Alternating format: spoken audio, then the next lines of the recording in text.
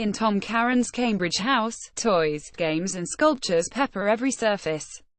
They drop hints about his long career from the early 1960s to the late 1990s. Karen was chief designer at Ogle Design, the UK firm responsible for the Raleigh Chopper, the children's game Marble Run, as well as cars, lorry cabs, crash test dummies, radios and washing machines.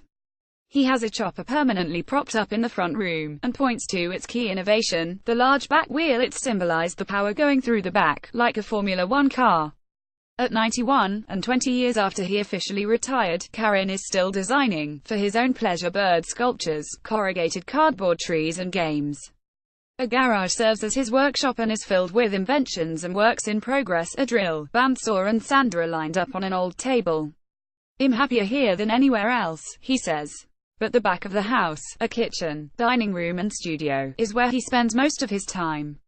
The bright, south-facing space has big windows, a glass door leading out into the long garden, and a side extension with an orange-painted steel ceiling joist.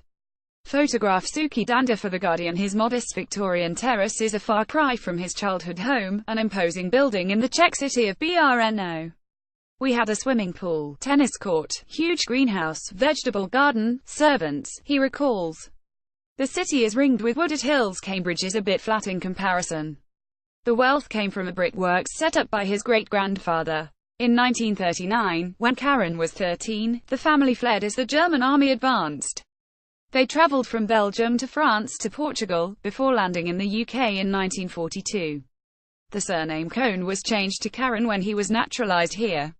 Karen's enthusiasm for toy-making is driven by his interest in children's development. The age range I love best of all is up to 4 or 5. They go through a learning curve that is extraordinary. His house is geared to having children around, notably his 6 grandchildren, aged between 5 and 12, who visit from London, Yorkshire and Zambia. "I always have lots of felt pens and paper around." Photograph Suki Danda for The Guardian. Sculptures and figurines adorn shelves, tables and cabinets, including a wooden hippo from Denmark with moving parts.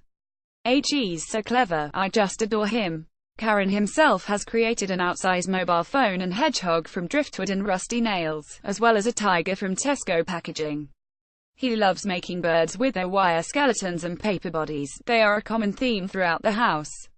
"I often wonder if it's because of my pet in Brno, a tame jackdaw called Kako.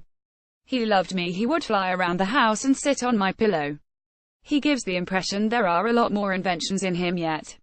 "I have a butterfly mind, and am still flooded with ideas," Karen says. As for his house, he says, with some understatement, "I have a knack for filling every surface." Membership event. Guardian Weekend Live. House rules, pet interiors, hate freestanding baths. Design hero Nicholas Hayek, the founder of Best Things About Your Neighborhood. It's a cul-de-sac, so we all know and support one another. And worst, Cambridge could do with a few hills. Favorite room, the kitchen. "I can eat here, I have my computer, and I can draw and make things here." One thing you'd change about your home? It would be nice if somebody helped me tidy up my workshop. Designs on Britain, an exhibition championing Jewish émigré contribution to 20th century design, runs until the 15th of April 2018 at the Jewish Museum, London NW1.